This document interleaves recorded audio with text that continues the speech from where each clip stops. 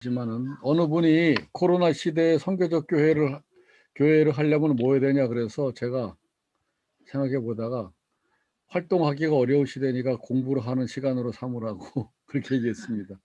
목사님들도 공부하시고 성도들하고도 그 선교적 교회를 같이 줌으로 하든지 소그룹으로 공부하든지 활동하기가 어려우니까 공부를 잘 해뒀다가 좀 풀리면 그때부터 또 우리가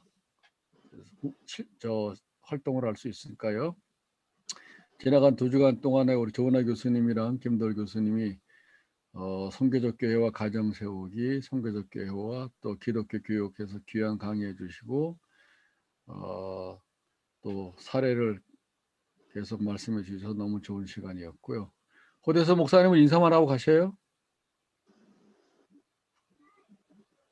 와이파이가 안 돼요? 예, 제가 지금 다른 곳에 나와 있는데 저기 와이파이가 안 되는 지역이 있어서요. 네. 좀 계속 아마 오래 있기가 좀 어려울 것 같습니다. 일단 인사는 드리려고 들어왔습니다. 네, 알겠습니다. 맞습니다. 이진희 죄송합니다. 목사님 이제 조금 있다가 들어오신다 그러고 오늘은 제가 30분 정도 하고 그 다음에 우리 참여하신 목사님 중에서 선우준 목사님이 기존에 있는 교회 또 규모가 크지 않은 작은 교회지만은 기존에 있는 교회가 어떻게 선교적 교회로 전환해 가면서 지역사회와 깊은 관계를 맺고 있는가에 대한 사례를 발표하도록 하고 그 다음에 같이 이제 또 서로 대화를 나누도록 하겠습니다. 그래서 9시 반 늦어도 그 전에 끝나도록 하겠습니다.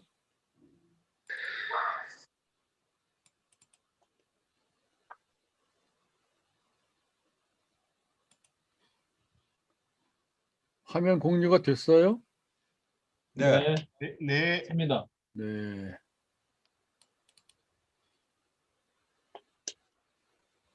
자, 오늘은 이 주제 가지고 그 책에 나오는 사장 마을 만들기 운동과 함께 접목해 보려고 그러는데요.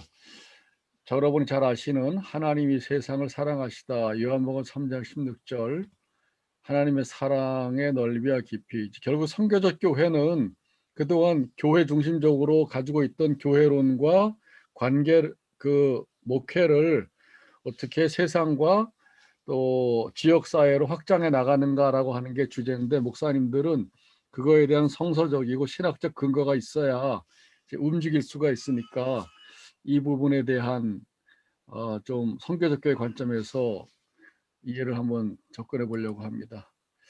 그 전에 교인들하고 나눌 때는 왜 교회가 지역과 함께하는 교회가 되어야 되는가 이 문제가 풀려야 될 것 같아요. 목사님들에게도 근거가 있어야 되지만 교인들하고 공감을 할 때 왜 교회는 꼭 지역사회 함께 해야 되냐 우리는 전도하고 영혼 구원하기 위해서 세워진 교회가 아니냐 이렇게 말씀하실 때 이제 교회는 하나님의 증인으로 지역 세상과 함께하고 봉사하고 섬기기 위해 존재한다. 그렇다면 지역이나 세상이 하나님과의 관계에서 교회의 관계에서 무슨 관계냐라고 하는 부분을 우리가 성서적으로 신학적으로 설명을 해줄 수 있어야 될 것 같습니다. 부정적인 사례를 한 가지 들면은 제가 이제 한번 설교하러 갔던 어떤 교회가 건물을 잘 지었는데 건물을 지어놓고 스스로 건물 안에 고립되어 있는 상황을 제가 봤어요. 그 목사님이 좀 문을 열라 그럴 때도 장로님들이 노하고 또 지역에 있는 이제 구청장이 좋은 교회 건물이 주중에 비어 있으니까 지역사회를 위해서 도서관을 좀 하면 어떻겠느냐라고 해도 노하고 제가 보니까 거의 어르신들만 모여 있음에도 불구하고 미래 세대가 참 암담하더라고. 그런데도 불구하고 그 건물 안에 고립되어 있고 심지어 낯선 사람이 교회 마당에 와서 앉아서 쉬고 있을 때 교회에서 누가 나와가지고 당신 누구냐고 여기서 나가라고 하는 그런 얘기를 제가 목사님을 통해서 들으면서 이렇게 스스로 건물 자체를 중시하면서 건물 안에 고립된 교회도 있구나 생각이 들었습니다. 어쨌든 왜 지역과 함께하는 교회가 되어야 하는가에 대한 이유를 분명히 얘기를 좀 할 수 있어야 되고요. 그래서 지역과 함께하는 교회가 되어야 되는 이유 근거를 몇 가지로 들자면, 첫째, 신앙과 선교 영역이 세상으로 확장됐기 때문에 오늘 말씀을 드리려고 한 요한복음 3장 16절, 그다음에 교회론 자체가 분리된 교회가 아니라 세상을 충만하게 하는 교회이기 때문에 세상은 하나님의 선교 현장이고 세상 혹은 지역 사회는 교회에 주어진 선교 현장이고 세상은 성도들에게 주어진 소명의 현장이기 때문에, 그래서 어떻게 우리가 이 잃어버리고 빼앗겨 버린 세상의 차원을 선교적 교회에서 회복해야 할 것인가가 이제 우리 목사님들이 선교적인 목회를 실천하기 위해서 이제 찾아야 될 근거가 되겠죠. 선교적 교회를 다시 한 번만 좀 정리해 보면은, 선교적 교회는 세상을 향한 하나님의 사랑에서 출발해서 선교적 공동체로서의 교회 본질을 회복하고 교회 협업과 사랑과 정의를 실천하는 시대적 과외를 수행하고 선교의 의미를 개인뿐만 아니라 교회뿐만 아니라 세상의 영역으로 확장해 나가서 하나님 나라 복음과 전파와 실천을 지향하는 선교 운동이다. 요걸 교회와 세상의 관계로 이렇게 좀 6가지 정도로 구분해 봤는데요. 교회의 자리가 어딘가? 세상 안에 있다는 것이죠. Church in the world. 그다음에 교회와 세상의 관계는 세상과 분리된 교회가 아니라 함께하는 교회. 그다음에 섬기는 대상은 세상을 위한 교회, Church for the world. 그다음에 선교적인 파송으로 볼 때 세상 안으로 들어가는 교회, Church into the world. 교회 정체성은 세상과 구별된 separate가 아니라 distinguished from the world. 모이는 교회와 흩어지는 교회, come structure, go structure. 교회 2가지 형태. 이런 부분들이 선교적 교회는 그리스도와 세상 교회와의 상관관계 속에서 교회 정체성과 사명을 실천하는 교회이다. 요 6가지를 가지고 여러분들이 나중에 설교 본문으로 만들어 보거나 우리가 같이 만들어서 여기서 나눌 수 있으면 좋을 것 같아요. 이제 교인들하고 공유를 해야 되니까 목사님들은 신학적으로 쭉 이해가 되는데 이걸 성도들하고 어떻게 공유할까 할 때 설교가 중요한 도구고 또 성경 공부가 중요한 도구니까 이런 관점으로 쭉 한번 시리즈로 이제 교회가 세상 지역과 어떤 관계를 갖고 있는가를 한번 나눌 수 있는 그런 신학적인 근거를 만들어 보면 좋을 것 같습니다. 제가 오늘 목사님들이랑 나누려고 하는 부분은 이 주제인데, 요한복음 3장 16절에 재해석이라고 제 이름을 붙였어요. 이 본문이 하나님의 사랑과 구원의 넓이와 깊이를 우리에게 보여준다. 너무나 뻔한 본문인데 이거 가지고 무슨 말을 할 수 있을까라고 생각을 할 수 있잖아요. 네, 이제 할 수가 있습니다. 여러분 중에서 혹시 이 본문을 하나님이 세상을 이처럼 사랑하사 독생자를 주셨으니 이는 저를 믿는 자마다 멸망치 않고 영생을 얻게 하려 하심이라. 이 본문을 우리들이 잘 알고 있는 본문이지만 이 본문이 2가지 부분으로 구분이 돼서 전반부와 후반부의 상관관계를 혹시 좀 생각해 본 적 있으세요? 요한복음 3장 16절을 전반부, 후반부로 구분이 돼서. 제가 볼 때 지금까지 물어본 중에 한 번도 그렇다고 말씀하시는 목사님들이 안 계셨는데, 왜 그러냐 하면 한국교회는 구원론 중심의 신앙을 가지고 있기 때문에 구원론 중심으로 늘 본문을 읽어왔기 때문에 그렇게 하면 우리는 본문에서 가장 중요하게 여기는 단어가 영생이에요. 그래서 앞부분에 하나님이 세상을 이처럼 사랑하사 독생자를 주셨으니 라고 하는 부분은 대충 넘어가고 저를 믿는 자마다 멸망치 않고 영생을 얻게 하려 하심이라, 여기다가 이제 포인트를 두는 것이죠. 왜 구원론 중심의 신앙을 갖게 되었냐 하면 다종교 사회에서 신앙을 갖다 보니 다른 종교와 기독교의 차별성을 강조하면서 구원론이 기독교 하나님을 만나는 가장 첫 번째 관문이기 때문에 그렇기도 합니다. 그리고 그 구원론은 상당히 어려운 상황에서 우리가 하나님을 만났기 때문에 개인의 영혼 구원 쪽으로 많이 강조가 됐고요. 그리고 내세 중심의 구원론, 종말론적인 신앙의 성향이 강합니다. 그렇게 하다 보니까 요한복음 3장 16절의 해석에서 앞부분에는 그냥 대충 넘어가고 뒷부분에 영생의 포인트를 두고 설교를 했고, 또 사형리에도 보면 이 부분에 강조를 두고 있어요. 그러다 보니 기독교의 구원론이 탈사회적인 구원론과 내세를 강조하면서 현재적인 부분이 굉장히 약화된 이런 구원론을 가지고 있습니다. 그런데 제가 이 본문을 하나님 중심으로 한번 새롭게 이해해 보려는 시도를 해봤습니다. 하나님 중심으로 이해하면 어떻게 되냐? 본문이 두 가지 부분으로 구분이 돼요. 그래서 전반부, 하나님이 세상을 이처럼 사랑하사 독생자를 주셨다라는 부분은 하나님에 관한 부분입니다. 하나님의 궁극적인 목적이 무엇인가? 하나님의 행하신 사건이 무엇이냐? 하나님의 마음이 어디에 있느냐? 요 하나님 나라 복음 하나님의 선교죠. 후반부, 이는 저를 믿는 자마다 멸망치 않고 영생을 얻게 하려 하심이라. 요 후반부는 전반부에 대한 인간의 응답입니다. 믿음으로 받아들여서, 그래서 우리의 신앙, 교회, 선교 활동으로 나타나는 것이죠. 이 두 가지 부분으로 잘 보면은 두 가지의 상관관계는 후반부는 전반부에 기초하고 있다는 사실을 볼 수 있어요. 한국교회는 믿음을 강조하고 믿음으로 구원을 얻는다라고 하는 부분을 강조하는데, 사실 전반부가 든든하지 않으면 후반부의 믿음은 굉장히 인간 중심적인 믿음이 될 수가 있습니다. 그래서 이 후반부에 우리가 믿을 수 있는 것은 하나님께서 믿을 수 있는 기초를 주셨는데, 그 기초는 하나님이 세상을 사랑하시고 아들을 주셨다라고 하는 것. 여기에서 전반부는 앞에 있는 거는 하나님의 사랑의 넓이고요. 아들을 주시기까지라고 하는 부분은 하나님의 사랑의 깊이입니다. 요 사실을 우리들이 믿음으로 받아들였을 때 구원이 결과로 주어지는 것이죠. 그래서 요한복음 3장 16절을 전반부 후반부로 구분해서 다시 성경 전체를 보니까 성경을 단순화하면 크게 하나님에 관한 부분과 인간에 관한 부분으로 구성되어 있다는 사실을 발견할 수 있어요.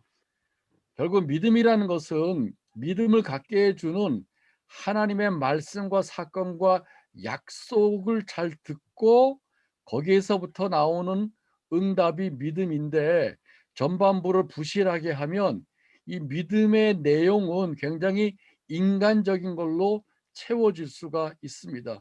그러니까 믿음은 억지로 되는 게 아니라 앞부분에 대한 응답으로 주어지는 것인데, 물론 성령의 감동이 요 사이에 있지만은, 그래서 우리는 그동안에 교회 성장 운동을 하면서 성장을 목표로 이 믿음의 내용을 여러 가지로 많이 강조해 왔는데, 근데 앞으로 한국 교회는 요걸 얘기하기 전에 성경에서 하나님에 관한 부분을 많이 강조해야 된다고 생각이 들어요. 하나님이 어떤 분이신가? 하나님의 궁극적인 목적이 어디에 있는가? 하나님이 뭘 행하셨는가? 하나님의 마음은 어디에 있는가? 하나님의 약속이 무엇인가?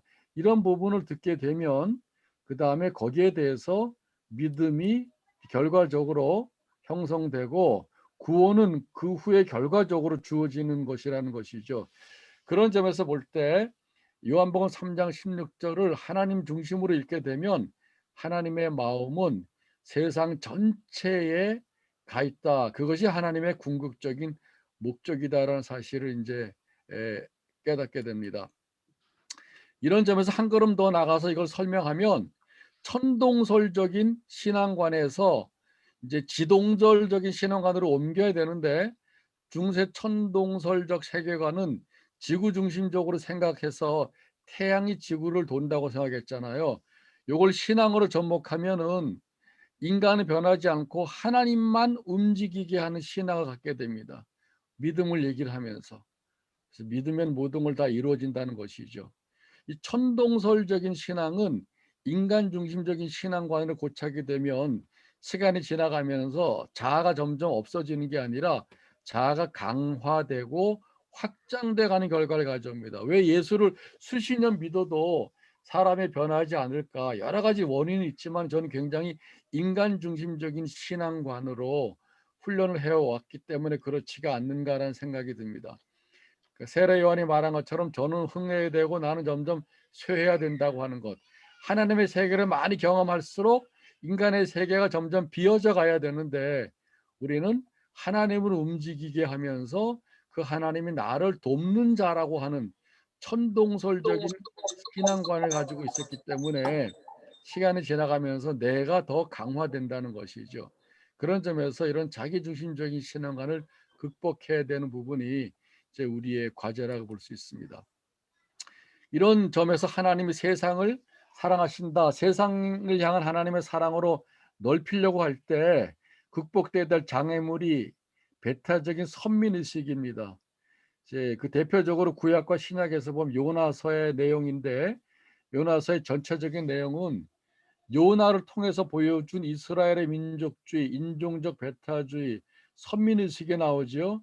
그런데 하나님께서 이 요나서를 통해 요나의 모습을 보여주면서 요나서라고 하는 책을 통해서 이제 결국은 넘어갔는데 그 넘어가는 마지막 본문이 요나서 4장 11절에 나옵니다.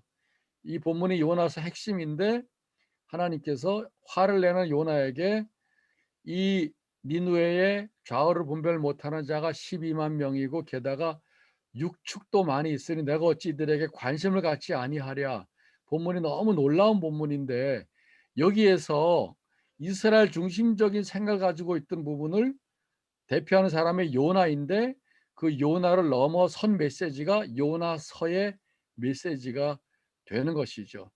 이것이 신약에 와서 사도행전 1장 8절에서 예루살렘과 유다와 사마리아와 땅 끝까지 이르러서 그리스도의 증인이 되는 삶으로 확장돼 가는 것을 볼 수 있습니다. 사도행전 10장은 신약에서 중요한 건데 복음이 이스라엘 경계선을 넘어가지 못할 때 예루살렘 교회의 중심인 이제 베드로를 고넬료랑 만나게 해서 그때까지는 유대 중심적인 신앙관, 교회관, 구원론, 선교론을 벗어나지는 못했는데 고넬료의 만남을 통해서 이제 유대주의를 넘어가게 되고 그때부터 이제 이방인과 세계 선교가 시작되는 것이죠. 그래서 이 10장은 고넬료의 가족의 회심이기도 하지만 베드로의 회심이기도 하다. 그렇게 뉴비긴이 얘기했어요. 지난주에 이 김도일 교수님이 교회론적인 회심이라는 말, 신학적 회심이라는 말을 썼는데 그런 점에서 우리들은 이제 이런 사도행전 10장에서 베드로를 통해서 볼 수 있는 것 같은 하나님의 세계를 향한 계속되는 그런 깨달음과 신학적 회심들이 우리들에게 있어야 되겠다는 생각을 할 수 있습니다. 기존의 고립적인 교회론, 방주적 교회론, 분리된 교회론, 건물 중심의 교회론 혹은 교파주의, 개교주의를 극복을 하고 이제 그 목회와 선교적인 영역을 교회에서 세상으로 확장시켜야 되겠죠. 그래서 인간 중심에서 하나님 중심의 신앙관으로 코페르니쿠스적인 전환이 와야 되겠다. 천동설에서 지동설로 와야 되는 것처럼 물론 하나님이 움직이시지만은 인간이 움직여서 하나님께 가까이 나아가는 것. 신앙은 변화의 여정이라고 볼 수 있는데 그것은 이제 하나님의 중심의 신앙을 회복한다는 것은 세상과 전 피조 세계를 향한 하나님의 사랑을 깨닫고 성경을 통해서 하나님의 주신 은혜와 그의 풍성한 세계를 깨닫는 것. 저는 이 부분이 참 중요하다고 보는데 강사문 교수님이 전에 말씀하실 때 성경은 우리에게 하나님의 세계를 열어 보여주신다라는 말씀하실 때 그 표현이 너무 중요한 것 같아요. 하나님을 보지는 못하지만 성경을 통해서 하나님의 세계를 점점점 우리들이 이제 깨닫고 경험하게 되는 것이죠. 그리고 그것에 비추어서 우리 자신을 성찰함으로 믿음으로 응답하고 구원과 구원 이후의 세상에서 교회와 성도들에게 주신 소명을 실천하는 삶, 이런 부분들이 이제 인간 중심에서 하나님 중심으로의 신앙관이 전환돼야 되겠고 이 본문을 우리는 요한복음 3장 16절을 구원론 중심이 아니라 하나님 중심으로 읽을 때 이렇게 좀 새로운 메시지를 발견하게 되고 이것이 선교적 교회의 아주 중요한 신앙적인 근거가 된다라고 볼 수 있습니다. 이제 이 세상을 사랑하시는 하나님의 사랑의 넓이와 깊이를 지역 사회로 연결시켜 보면은 지역 공동체로서의 마을의 귀환인데, 교회보다 사실은 지역 사회가 더 변화되고 있었습니다. 지방자치제, 주민자치제 시대가 열리면서 주민들이 자발적으로 지역사회 주체가 돼서 지역과 마을의 발전을 추구하고 있는데, 지역사회가 이렇게 바뀌는데도 교회가 스스로 건물 바깥을 벗어나지 못하게 되면 굉장히 문제가 심각하겠죠. 마을을 인하대학교 김영승 교수님이 이렇게 했어요. 마을을 우리의 마음을 담고 있는 공동체에다 터잡고 살아가는 일상생활의 둘레에다. 이 땅에 살아가는 모든 이들은 특정한 마을 안에 동지를 틀고 그 마을의 문화적 전통에 의존하여 일상의 삶을 누리게 된다. 이렇게 정의했지만은 점점 마을을 잃어버려 가고 그냥 아파트 안이나 혹은 그 지역에서 개인의 주택 안으로 점점 좁아 들어가고 있는 것이 현실의 모습입니다. 그걸 이제 지역 사회가 심각하게 느끼고 이런 변화를 먼저 시도해 나가는 것이죠.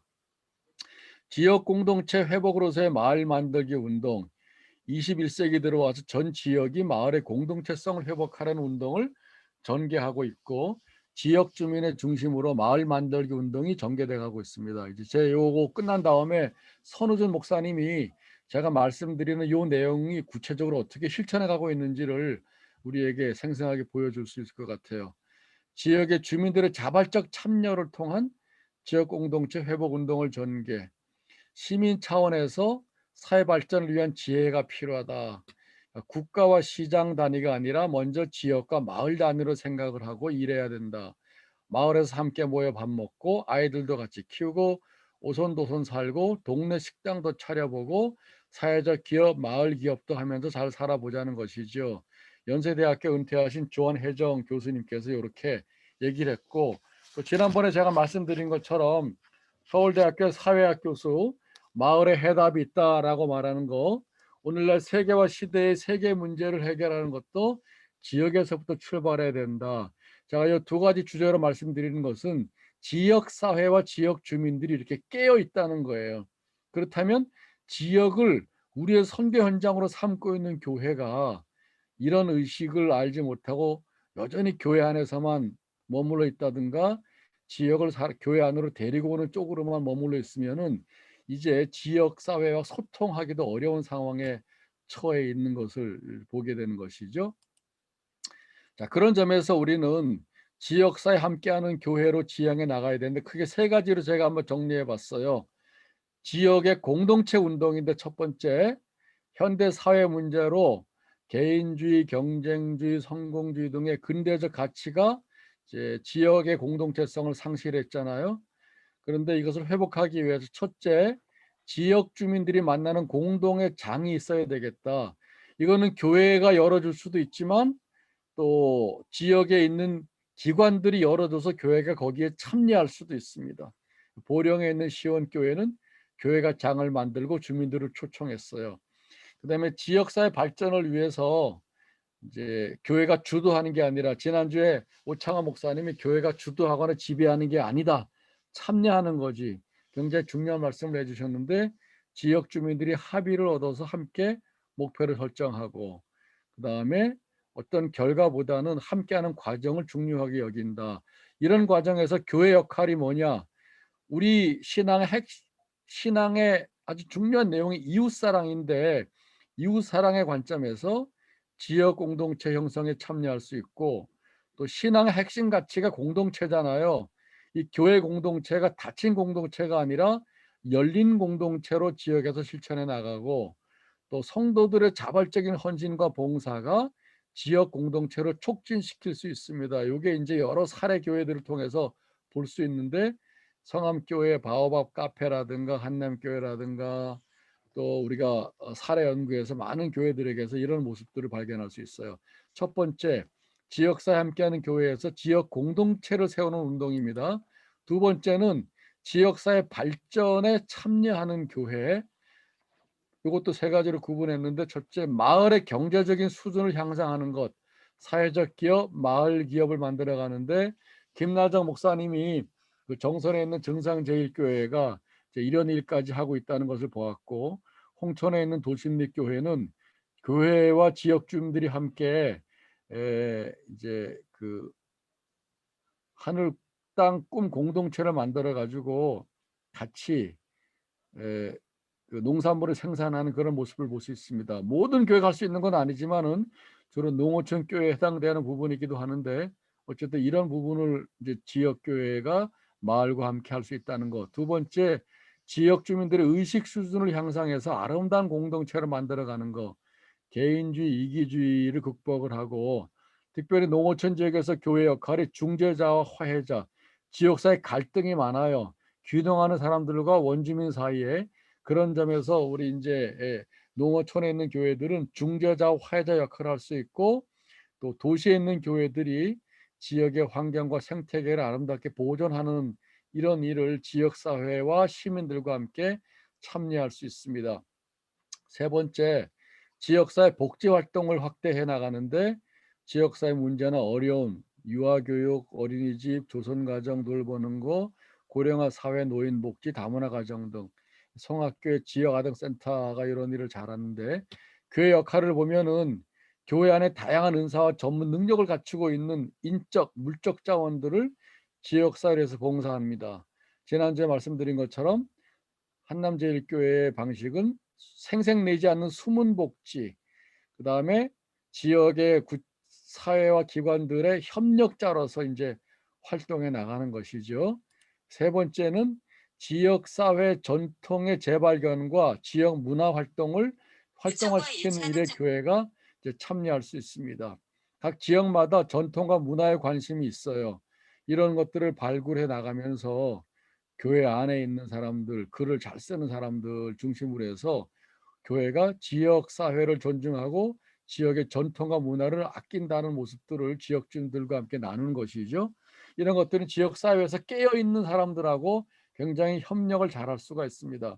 스토리텔링, 마을의 전승 이야기를 활용하든가 또 이야기를 창작해서 지역과 나누는 것. 지난번에 배웠던 제주 구자제일교회 사모님이 주로 이제 당근이지라고 하는 당근 이야기를 가지고 지역의 브랜드를 만들어낸 그런 사례들을 볼 수 있습니다. 지역교회 역할 보면은 지역사회 전통과 문화적 특성, 주민의 의식 구조를 연구하는 걸 통해서 선교사가 타문학과 연구하는 것처럼 지역사회를 이해를 하고 또 지역사회 발전을 위해서 교회가 가지고 있는 다양한 자원들을 이제 활용을 하고 또 지역사회 협력을 해서 이제 참여하게 되는 것이죠. 대표적으로 국수교회가 양평 지역을 문화 공동체로 만들어가는 일에 중요한 역할을 하고 있습니다. 여기는 이제 지난 금요일 날 오랜만에 음악회 할 때 제가 여기 참여해 봤는데 국수교회가 양평 지역의 문화적 수준을 상당히 높여가는 그런 모습을 볼 수 있는데 여기도 시작은 처음에 공부방으로부터 시작을 해서 지금은 이제 우리나라에서 알려져 있는 그런 문화 공동체가 됐어요. 자, 이걸 하기 위해서 우리는 교회 조직을 보면은 조직 자체를 선교적인 구조로 전환해야 되겠다는 것입니다. 기존의 교회 조직이나 구조는 교회 주로 내부 활동을 위한 내향적 조직과 구조를 가지고 있어요. 재직회를 살펴보면은 지역과 함께하는 교회가 되기 위해서는 교회 조직과 기구를 선교적인 구조로 변경해서 일회적이 아니라 지속 가능한 조직으로 만들어가는 것 필요하다는 것이죠.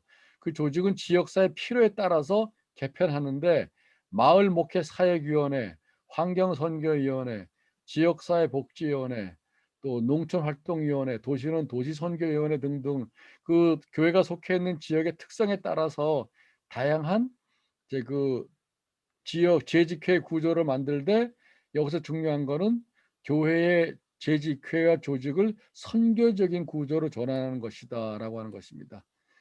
지역사회 함께하는 교회 실천 원리를 정리해 보면은 교우들과 함께 세상은 하나님의 사랑의 대상이다. 요한복음 3장 16절에 대한 그 본문에서 함께 살아가는 이웃이다. 지역사회를 존중하는 것, 특성을 이해하는 것, 그리고 필요성을 발견하는 것입니다. 신뢰와 신뢰관계를 형성해 나가는 것, 지역 공동체 형성과 발전에 참여하는 부분이 되게 중요한 부분이에요. 교회가 가지고 있는 유형적 자원 그리고 무형적 자원을 발굴해서 지역사회 봉사함으로 성도들도 성장해 나가고 그리고 이제 지역사회 발전에 같이 참여해 나가는 것이죠. 그걸 위해서 선교적 구조로 교회의 재직 구조를 바꿔 나가는 것이 중요합니다. 여긴 적지 않았지만 한 가지 나눌 이야기가 있는데 미국의 아메리카 인디언 선교를 오랫동안 해온 안맹호 선교사님이 미국 가기 전에 이제 신대원 3학년 때 그 자기 고향이 경주 근처인데 경주 근처에서 목사님이 쫓겨났다는 얘기를 들었어요. 본래 이분이 중국 선교사로 가려고 그랬는데 그 얘기를 듣고 나서 왜 지역에 있는 주민들이 하나님의 사랑을 거부할까 그렇게 해서 이제 졸업하고 그 지역으로 가기로 작정을 하고 내려갔어요. 동네에서 막 그냥 반발이 일어났습니다.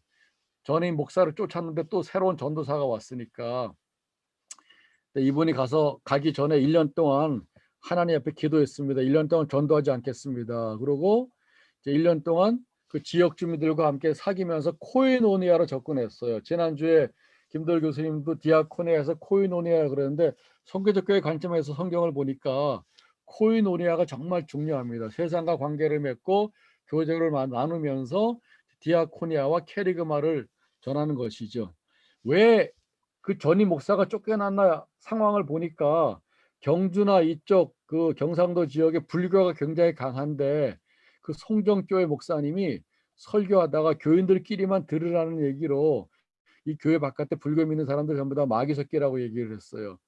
그 얘기가 이제 교인들을 통해서 지역 주민들에게 전달이 되고 지역 주민들이 화가 나서 목사를 내쫓고 교회 문을 닫아버린 것이죠. 근데 이제 안맹호 선교사님이 가가지고 그렇게 지역 주민들이랑 교제하고 지역의 필요가 무엇인지 맞추고 그러면서 1년 동안 지나고 나니까 어느 날 지역 주민이 대표가 찾아와가지고 전도사님이 하고 있는 일이 전도사님이 1년 동안 지켜봤는데 전도사님이 하고 있는 일이 교회라고 한다면 우리 지역에 교회가 필요하다고 다시 교회 문을 열어달라 그래서 다시 교회 문을 열고 2년 반 동안 목회하고 후임으로 나눠준 다음에 인디언 선교 활동을 가서 똑같은 방식으로 인디언들과 코이노니아를 먼저 하면서 이제 인디언 선교를 지금까지 잘하고 있는데 그 안맹호 선교사님이 한 말씀이 저는 굉장히 중요하다고 생각돼요. 뭐라 그러냐면 그들이 불교인이든 무신론자든 기독교를 반대하든 간에 모두 다 하나님의 형상대로 지음받은 사람이 아니냐. 첫 번째 이런 생각을 한 거예요. 모든 사람들이 교인만이 아니라. 그다음에 두 번째 하나님의 형상대로 지어 놓으시고 하나님이 그들을 존중하고 있는 게 아니냐는 것이죠. 하나님이 존중하는 사람입니다. 그러면 세 번째 하나님이 존중하는 사람을 나도 존중해야 된다는 것이죠.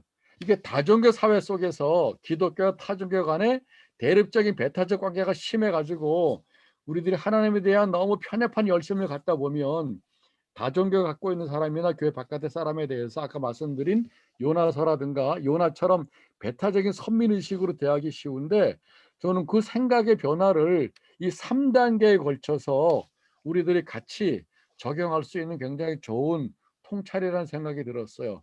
하나님의 형상대로 지음받았다. 하나님이 존중하는 사람이다. 그러면 우리 교회도 그들을 존중해야 된다는 것입니다. 자, 이제 이런 점에서 요한복음 3장 16절이 선교적 교회에서 단지 구원론 중심으로만 읽으면 하나님이 세상을 이처럼 사랑하사 독생자를 주셨다고 하는 사랑의 넓이와 깊이를 우리는 간과하기 쉬운데 그 본문을 하나님 중심에서 다시 읽으면 하나님의 관심은 교회와 성도들에게보다 우선적으로 있는 게 아니라 세상 전체 교회를 포함해서 거기에 있고 그 세상을 구원하기 위해서 아들을 보내셨고 그 아들에 대한 믿음을 통해서 우리들에게 구원이 선물로 주어졌다는 사실을 깨닫게 됩니다. 그런 점에서 저는 이제 그 구원론의 지평을 세상으로 확장해야 되는데 세상을 확장하는 과정을 우리는 하나님 중심으로 구원론까지 이해해야 된다는 것이죠. 그것이 바로 천동설적인 중심에서 신앙관에서 이제 하나님 중심의 신앙관으로의 전환이 필요하다라고 말씀을 드릴 수가 있습니다. 이제 이 본문을 가지고 여러분들이 조금 더 묵상을 하면서 한번 이제 여러분들의 생각들을 같이 서로 교환해 볼 수 있으면 좋을 것 같아요. 자, 혹시 그 제가 말씀드린 요 부분에 대해서 질문이나 혹은 여러분 뭐 하실 말씀 있으신가요? 요한복음 3장 16절에 대해서.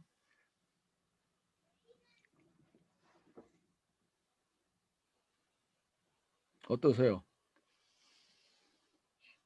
동의합니다. 들어보신 분도 계시겠지만은 어쨌든 이걸 두 가지 부분으로 한번 나눠 가지고 전반부 후반부의 상관관계를 잘 통해서 그 하나님의 사랑의 넓이와 깊이가 우리 신앙과 교회와 목회의 근거가 되어야 되겠다라고 하는 것. 구원이 중요한데 사실 에베소 2장 8절에 보면은 구원은 하나님이 행하신 사건에 대한 믿음의 응답을 통해서 주어지는 선물이지 은혜로 인하여 믿음으로 말미암아 구원을 얻었나니 너의 행위로 난 것이 아니라 하나님이 주신 선물이다 그랬는데 우리는 구원을 너무 목표로 삼다 보니 신앙생활 처음부터 죽을 때까지 구원론을 벗어나지 못하는 이제 그 신앙의 범주에 머무르게 되는 것이죠. 계속 구원론을 흔들어 가지고 또 하게 시키고 또 하게 시키고 그러니까 성경이 우리에게 엄청나게 풍부한 하나님의 말씀을 약속을 사건을 주셨음에도 불구하고 우리는 구원론에서 딱 서 있어 가지고 하나님의 세계를 보지 못하고 그 세계 안으로 깊이 들어가지 못하는 그런 이제 어떤 한국교회 현실과 신학생들도 마찬가지예요. 그런 부분들을 발견을 해서 저도 오늘날 요한복음 3장 16절이 새롭게 두 부분으로 나눠져서 읽혀졌는데 이 부분을 선교적 교회에 굉장히 중요한 근거로 삼으면 좋을 것 같다 생각을 하게 됐습니다. 지금부터 10분 동안 쉬었다가 이제 50분에 선우주 목사님이 어떻게 목사님의 그 개인적인 얘기도 좀 해주시고 아주 젊은 나이에 뜻하지 않게 부목사였다가 담임 목사로 청빙을 받아서 목회를 시작하게 됐는데 그 얘기를 한번 우리가 들어보도록 하겠습니다. 10분 쉬었다가 좀 이따가 만나겠습니다.